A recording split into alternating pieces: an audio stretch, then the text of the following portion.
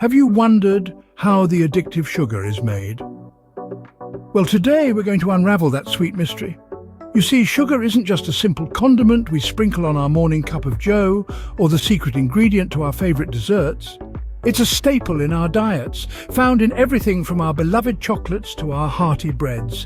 It's a universal language, transcending cultures and cuisines, making our meals a little more palatable and our days a little brighter. Now, there are different types of sugar: cane, beet, corn, and more. But the sugar we're most familiar with, the one we'll be focusing on today, is cane sugar. It's the most common type, and its journey from the fields to our pantry is nothing short of fascinating. So let's dive into the fascinating journey of how sugar is made. The journey of sugar begins in the lush green fields where sugarcane is grown. These tall, leafy stalks are not just your ordinary plants. They are, in fact, the birthplace of the sweet crystals we all love and crave. Sugarcane thrives in tropical climates, basking in the warmth of the sun and drinking in copious amounts of rain. It's quite an easygoing plant, demanding little more than a well-drained soil to grow. The cane is planted using cuttings, and with the right care, it matures in about 12 to 16 months. When the cane towers high and the leaves start to dry, it's a sign that the sugar content is at its peak.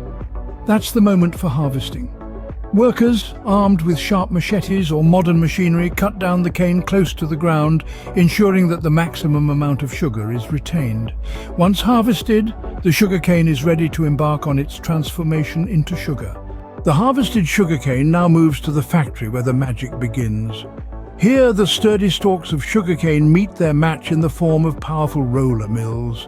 These mechanical giants apply substantial pressure, crushing the sugarcane and squeezing out the sweet, sticky juice that's been waiting to be released.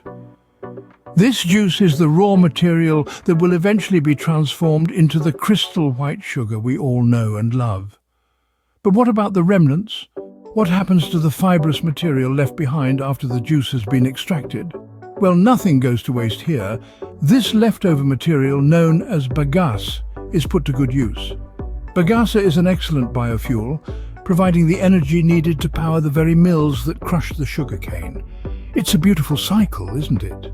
Moreover, bagasse also finds a place in the paper industry, serving as a raw material for making various paper products. With the juice extracted, we're one step closer to our sweet end product. Extracting the juice is just the beginning. Now comes the purification. The sugarcane juice, fresh from the press, is a murky, thick liquid that is far from the sparkling white crystals we're used to. This is where the transformation begins. First, the juice is clarified. It's heated and treated with lime and sulfur dioxide, which cause impurities to coagulate and settle at the bottom. The clear juice is then carefully siphoned off from the top, leaving behind the sediment. But we're not done yet. The clarified juice is still too watery and needs to be concentrated. It's sent to an evaporator where it's heated to a boil. As the water evaporates, the sugar solution becomes more and more concentrated. Now comes the magical part: crystallization. The concentrated sugar solution is cooled slowly, allowing sugar crystals to form. It's a delicate process requiring just the right temperature and time. As the solution cools, the sugar molecules start to arrange themselves into a crystal structure, growing slowly into the familiar granules we recognize as sugar. But we're still not there yet.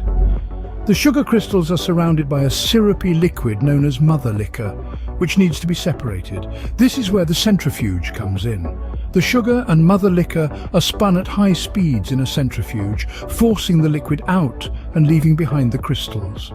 At the end of this process, we have wet sugar crystals that are almost ready for your cup of tea or your baking needs, but there's still a bit more work to be done. The sugar crystals need to be dried, and then they're ready for packaging and distribution. The sugar crystals are now almost ready, but we're not quite there yet. But don't worry, the final steps are just as fascinating, and we'll be covering those in the next part of our journey. We're on the final stretch now, the drying and packaging phase. After the sugar crystals are ready, they need to be dried. The drying process is crucial to remove any leftover moisture. Moisture is an enemy to sugar, as it can cause it to clump together or even spoil. Therefore, the sugar is dried using heated air in large rotating drums. Once the sugar is adequately dried, it's time for grading. Here, the sugar is thoroughly inspected and sorted based on its size and quality. The grading process ensures that only the highest quality sugar makes it to your table. After grading, the sugar is packaged. This could be in large sacks for wholesale or smaller packets for everyday household use. The packaging is designed to protect the sugar from moisture and other external factors, ensuring it remains fresh and sweet. And there you have it. The journey of sugar from the field to your table is complete. Sugar production is a fascinating process, isn't it?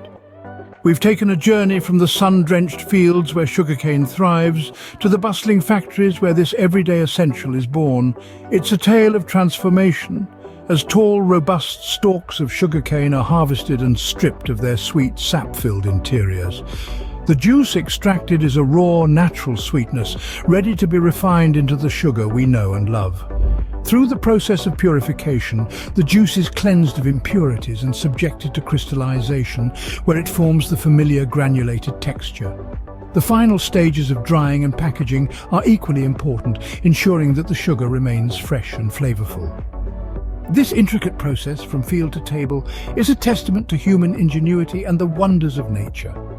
So the next time you sprinkle some sugar in your tea, remember the journey it's been on. Thank you for watching, and see you in the next one.